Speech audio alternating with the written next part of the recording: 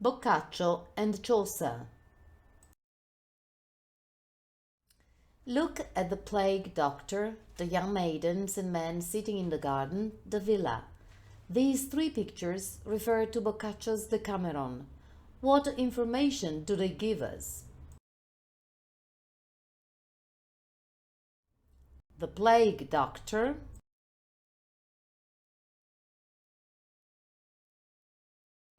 the young maidens and men sitting in the garden,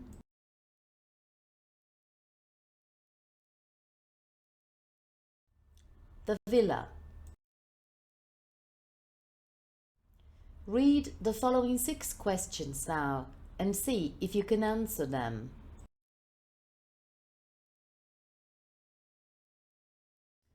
What did the young people in the garden decide to do?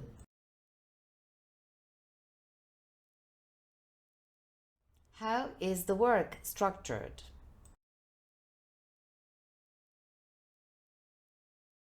Does Boccaccio play an active role in his Decameron? What are the topics of the stories?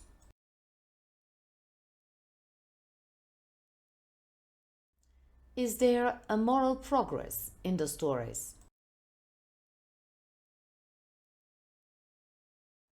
Do the characters belong to one social class only?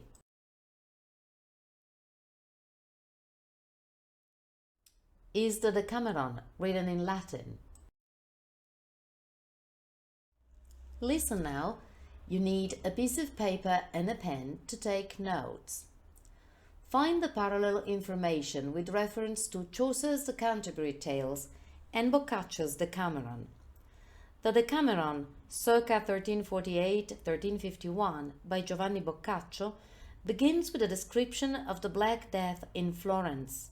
10 nobles, 3 young men and 7 young women flee from Florence to avoid the plague and establish themselves in a villa outside the city walls. To pass the time, each member of the party tells one story for every one of the 10 days they spend at the villa. Each day a queen or king is chosen, who then chooses his or her successor for the next day, and who chooses the theme of the storytelling, except for on the 1st and 9th day, when the subject matter is of free choice. The work is structured with a proemio, followed by the 100 stories or novelle, told by the 10 young people. Boccaccio gives introductions and conclusions to each story, in which he describes the day's activities before and after the storytelling, and each day concludes with a song.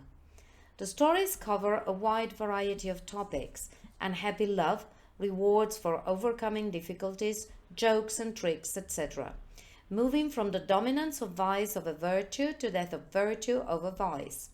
Although the storytellers are young nobles, the characters who populate the stories are from all walks of life and social background. The Decameron is written in vernacular Italian prose.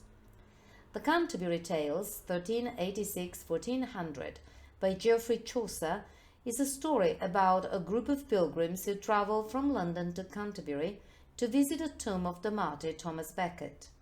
The pilgrims meet at the Tabard Inn, and the owner of the inn suggests they hold a storytelling competition while they're on their way to Canterbury and back. The pilgrims agree, and the inn owner proposes to travel with them as competition judge. The work is structured in 3 parts: the general prologue, which contains a general introduction to the stories and descriptions of the characters, the prologues to each of the tales proper. The tales proper have a number of recurrent themes: religion, marriage, love, chivalry, magic, and can be human stories or beast fables. The storytellers are from a mix of social classes and professions, sundry folk, as Chaucer said, including a lawyer, a knight, a ploughman, a sea captain, a prioress, etc. And their personalities are revealed through their tales and by the narrator in the prologues. The tone is gently ironic and humorous. The Canterbury Tales is written in verse and was one of the first ever texts to be written in the English language. This is a quick class activity. Are you ready now? One sentence each to present the key ideas on both Boccaccio and Chaucer. Remember, repetitions are not allowed. Very well. Now you're ready to write a paragraph which compares and contrasts the two works. You can use these prompts.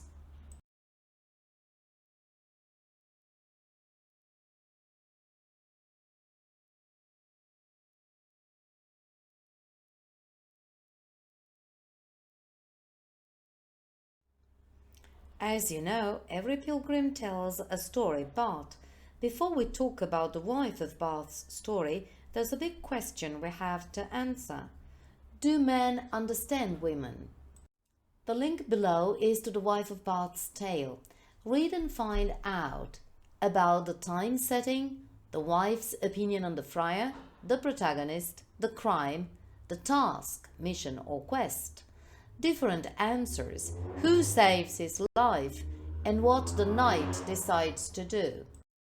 Here are 3 links. The first 2 refer to 2 audiobooks.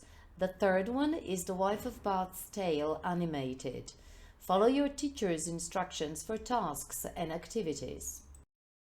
Reading stories is fun, but to really understand them, we have to consider a few basic features about reading fiction. First of all, key terminology. Novel. A novel is a long printed story about imaginary characters and events. Short story or novella. It is an invented story that is no more than about 10,000 words in length. A fable is a short story that tells a general truth or is only partly based on fact, or literature of this type. For example, the fable of the tortoise and the hare.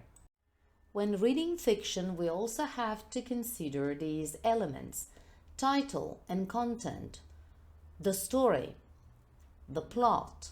For example, the king died and then the queen died is a story.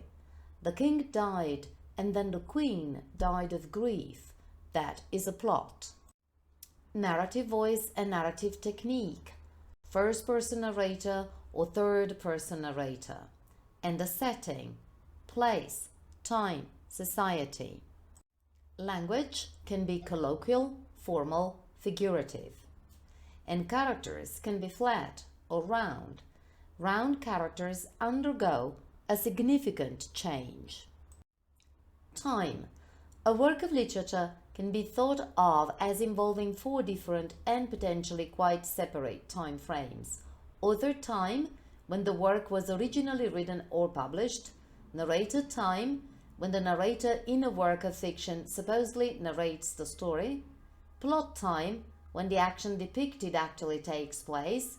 And reader or audience time, when a reader reads the work or sees it performed. The standard storytelling technique involves a straightforward chronological plot, but also flashbacks and flash-forwards in time. The links refer to the sources. The comparison between Chaucer and Boccaccio is from Deborah Ellis, Making Space for Culture, Lusher Editore. I do hope this short video can be of some help for your revision.